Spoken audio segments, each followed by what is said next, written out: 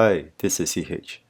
This video is part of a series of videos titled My ABCs, or Absolutely Biased Comments, to share how an individual investor like you and I can try to find out more about an investment fund from public sources and do some basic research or simple due diligence before deciding to buy the fund or walk away.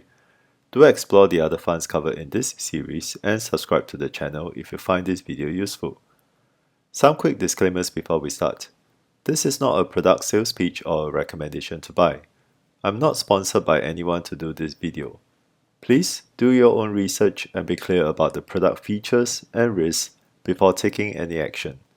The information shown and mentioned in this video is accurate as of the date stated here. In this video, I will be talking about the Manulife Global Multi-Asset Diversified Income Fund. This is really a long fund name, so I'm giving it an acronym and calling it Manulife GMADI in the rest of this video. This video is done as a follow-up request from a viewer's comment in my previous video covering the Signature CIO Income Fund from Standard Chartered. If you would like me to cover any funds or ETFs, do drop me a comment in any of my videos and I'll be happy to work on it as long as I can find enough information on the product. Manulife Financial Corporation is a Canadian multinational insurance company and financial services provider. It operates under the John Hancock branding in the US and the Manulife branding in the rest of the world. Manulife has around $1.6 trillion of assets under management and administration as of end 2024.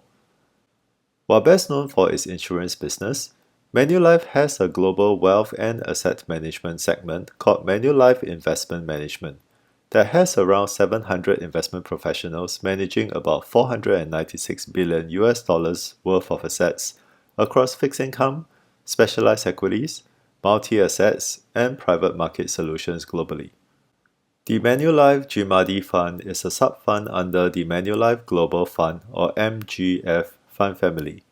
MGF is set up as a Luxembourg SICAV company structure and is UCITS qualified. The fund is registered as a MAS recognized scheme, which means it is suitable for retail investors. There is no manager information available on the Manulife GMADI Fund webpage or fact sheet, although there is a separate feature fund webpage that lists John Ardeo as the only manager for the fund, which is consistent with the manager information available in Morningstar. John is the global CIO of fixed income strategies and is also a senior portfolio manager for high yield and global credit products. He has managed the fund since its inception in 2019. Based on John's credentials, I would imagine the fund would have a heavy focus on fixed income.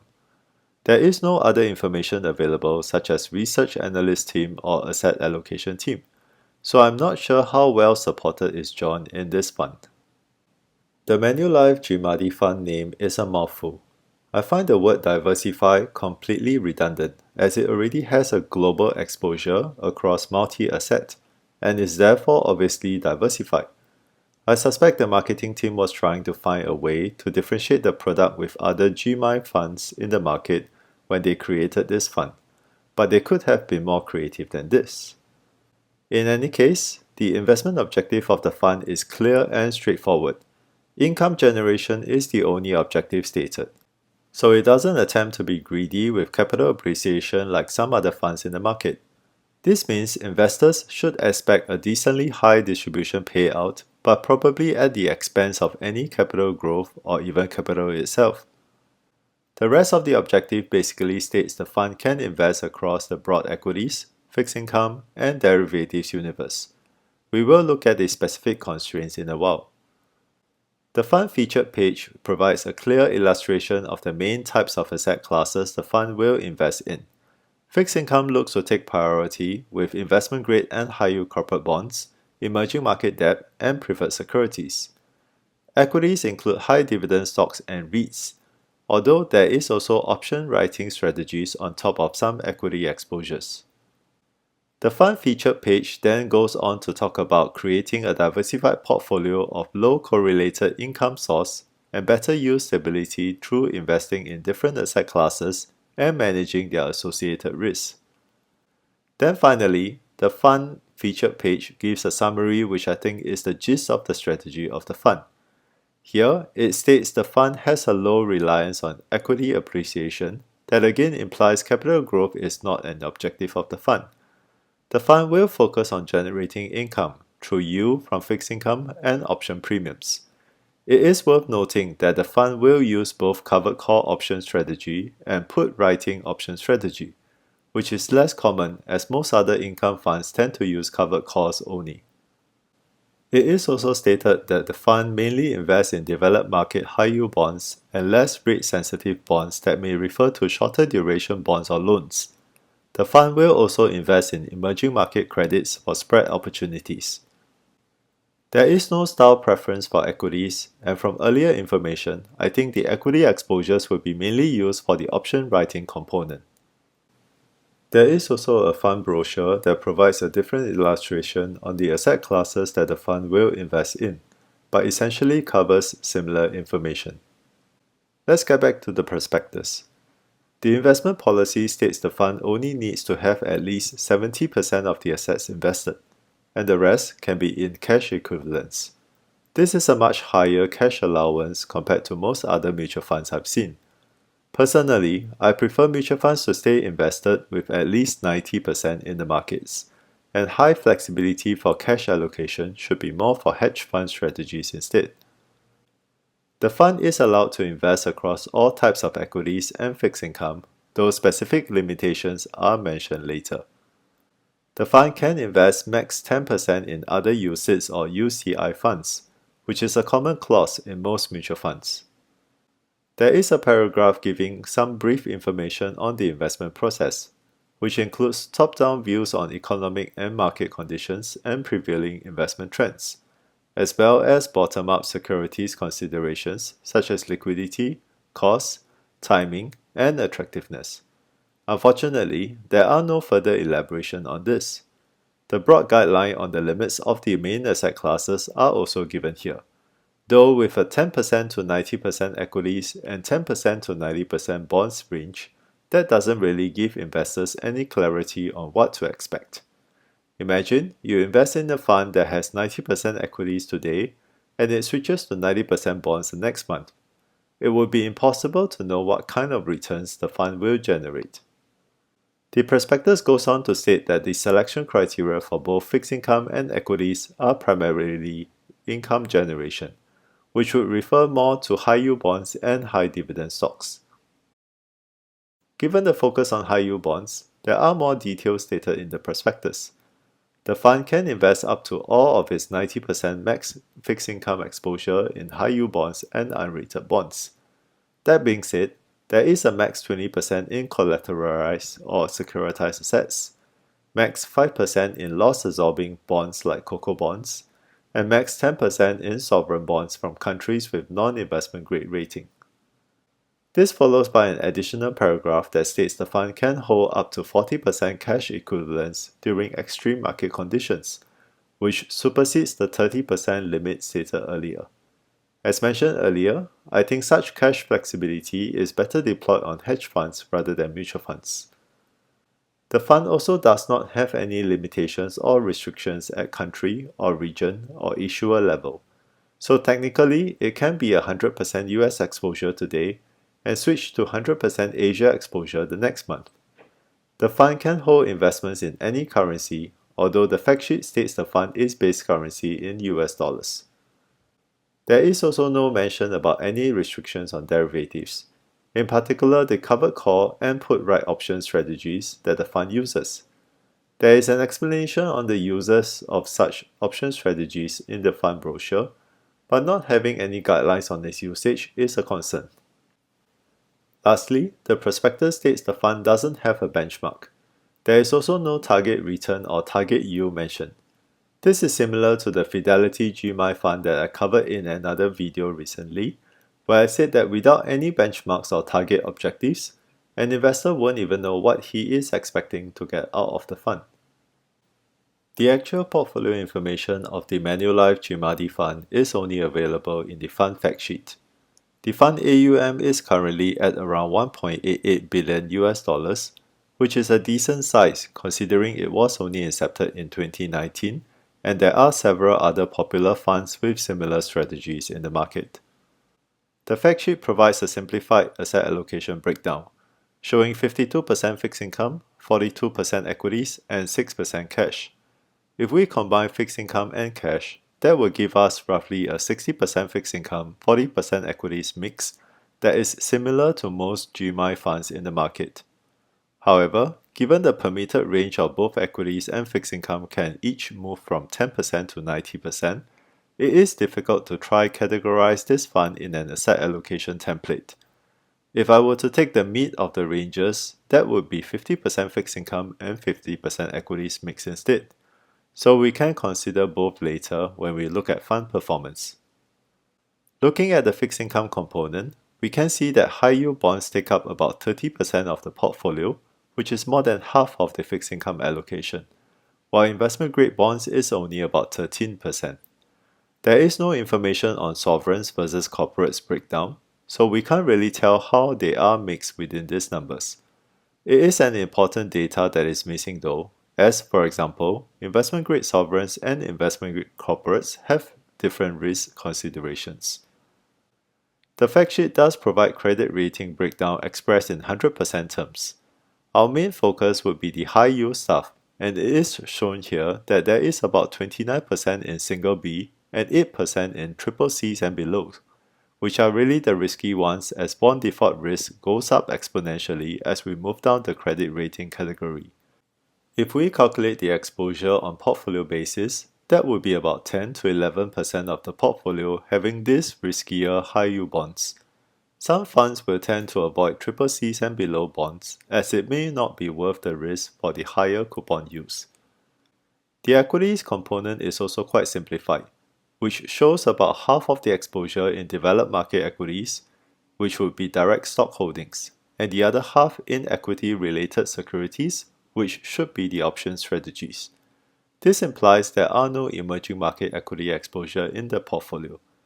There is also no further breakdown on covered call option strategy versus put right option strategy, which is a pity because it would be interesting to see how a fund utilizes both strategies in the portfolio. The fact sheet does have a regional allocation breakdown, but unfortunately, it doesn't separate between fixed income and equity exposures, so this is not too useful. What we can gather here is that the fund has 75% exposure in the US. That might be due to investment team home bias, or to reduce currency risk as the fund is base currency in US dollars, or that the investment team holds the opinion that the US markets have better opportunities in both fixed income and equity markets. The fact sheet also shows top 5 equity holdings and top 5 fixed income holdings, but this isn't too useful as this reflects less than 10% of the portfolio. Given the 75% US exposure, it is unsurprising to see US companies dominate this table. One thing to note is that the top equity holdings are all US large cap tech stocks that aren't the typical picks for high dividend equity exposure. So these are probably more for the option strategies. With no further information available from Manulife, let's see what else we can find in Morningstar. Morningstar is dated end May instead of end June, but there shouldn't be too much changes in the portfolio within a month. The market cap breakdown shows the fund is allocating from mega caps down to micro caps quite diversely, which is interesting as most other funds would typically stick to large and mega caps for better liquidity and scaling. Sector-wise, the fund surprisingly has quite a decent amount of allocation in consumer cyclical, financial services, and healthcare, despite all of the tech names appearing in the top 5 holdings earlier. From the looks of this mix, the equity portfolio is actually slightly tilted towards value. There are no areas of concern in financial measurements. Worth to note is that the dividend yield is only about 2.44%. If we consider the direct stock exposure in the portfolio is only about 22%, this means that equity dividends is only a small contributor to the overall income generation of the portfolio. Fixed income-wise, Morningstar shows that the portfolio has about 19% sovereigns, which are likely US Treasuries, and 65% corporate bonds. Yield to maturity of the fixed income component is decently high at 6.95%, as the fund holds quite a lot of high-yield bonds. Maturity and duration are kept low, possibly to reduce interest rate risk. The fixed income graphs in the Morningstar gives us further details, such as a more elaborate region breakdown as well as duration breakdown. Here is where we can make the guess that the 19% sovereigns come from US Treasury bills exposures. Morningstar also has top 10 holdings each for equity and bonds, which makes me wonder why doesn't Manulife add these in its fact sheet. It also shows the portfolio has 283 equity holdings, 510 bond holdings, and 126 others that include short positions. The high number of bond holdings is expected, as each bond issue has limited size, but the high number of equity holding is surprising, as having too many stocks doesn't help in portfolio diversification. The Manulife GMADI fund comes with quite a lot of share classes, but it was extremely difficult to find the details in the Manulife website.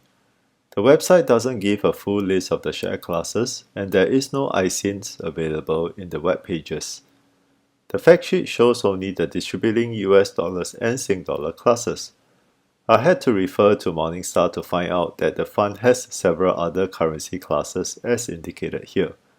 Non-US dollar classes are mostly currency hedged. The naming conventions used for the share classes is a bit messy. The normal retail share class is AA class. There is no explanation why it is a double A instead of a single A. There is also a R class available, which I will talk about later. The accumulation class is normal with an ACC and appears to be available for US dollars only.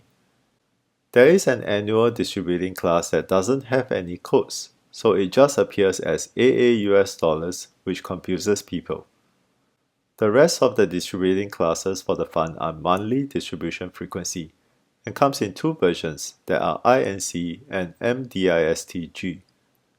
The R class is actually to define a different distribution policy, so I don't know why Manulife decided to create a new share class alphabet instead of creating a new distribution code.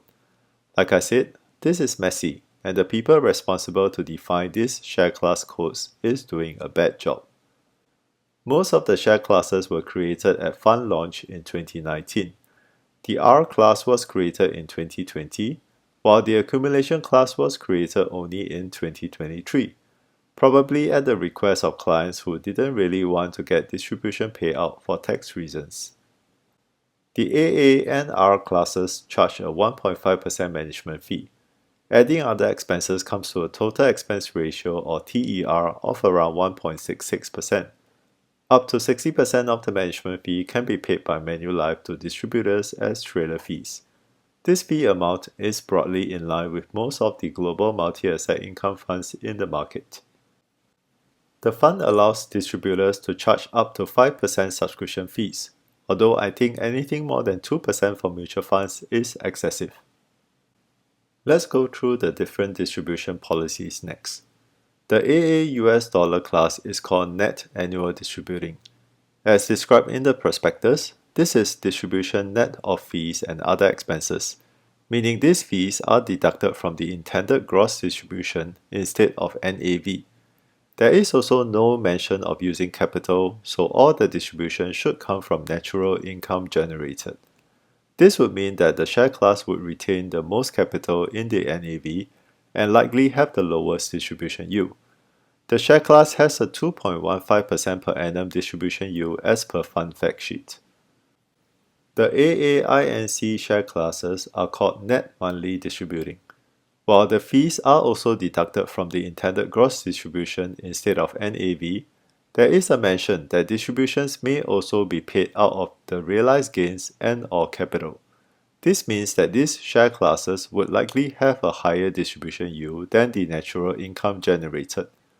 There is also a mention about currency hedging costs factored into the distributions. So the US dollar class and the Sing dollar hedge class will have a different distribution yield due to currency hedging. The US dollar and Sing dollar classes have a 5.75% per annum and 6.00% per annum distribution yield respectively. As seen, this is significantly higher than the AA US dollar class, so the difference comes from capital gains or capital. The AA MDISTG share classes take it one step further by moving the deduction of fees and other expenses to the NAV, so that an even higher gross distribution can be paid out. The rest of the policy is identical to the AA INC share classes. The US dollar and Sing dollar classes have a 8.44% per annum and 8.81% per annum distribution yield respectively. As you can see, these yields are pretty high now, which means that even more of the yield are compensated by capital gains or capital. Manulife then goes to the extreme with the RMDISTG share class that is called Enhanced Monthly Distributing, which takes another 2% to 5% of the NAV to add onto the already high distribution yield. The result is that the RUS dollar class has a staggering 12.71% per annum distribution yield. Now, it is important to remember, the higher the distribution yield, the less capital remains in the NAV for future growth. I am not a fan of sacrificing the future for immediate relief. So as investors, you will need to figure out which share class works best for your needs. The share class web pages of the Manulife GMADI fund provides annualized and calendar year performance data, but they are on offer bid basis, meaning the max 5% subscription fee is factored in these numbers. Subscription fees are collected by distributors, and hardly any distributor would charge the max 5% these days. So these numbers are not true reflections of the fund's performance, which makes this table useless. There is a dynamic performance chart in the web page that can help to show more accurate performance numbers. Though we can't add any comparisons, so we will ignore this and use Morningstar charts later. The fact sheet does show the proper fund performance data for multiple share classes. Again, do ignore the offer to bid numbers as they are completely useless as explained earlier. The numbers are on total return basis, so all the US dollar classes will have near identical numbers, etc. So I have shown here just two classes representing US dollars and Sing dollar each. For base US dollar class, the fund looks to have gone through a volatile track record from the ups and downs in the calendar year table. So the annualized performance numbers can vary significantly depending on which time period we are looking at, from the 4.55% per annum since inception to 10.04% for the past 3 years. Without any benchmarks or returns target, it is difficult to tell whether this is a good or bad performance, so we will do some comparisons in a while. The Sing dollar share class looks to be lagging behind by about 1.3% to 2.4% per annum over time, which translates to the currency hedging cost.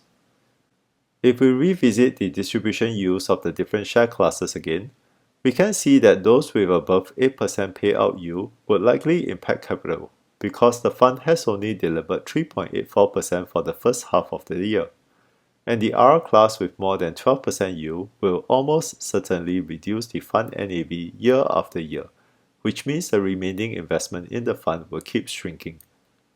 The share class web pages do have dynamic NAV charts, so we can see the NAV impact very easily by comparing the charts from different share classes. The left chart is the AAINC class that currently has a 5.75% per annum yield, and we can see the share class has been slowly growing the NAV after the market chaos during COVID period.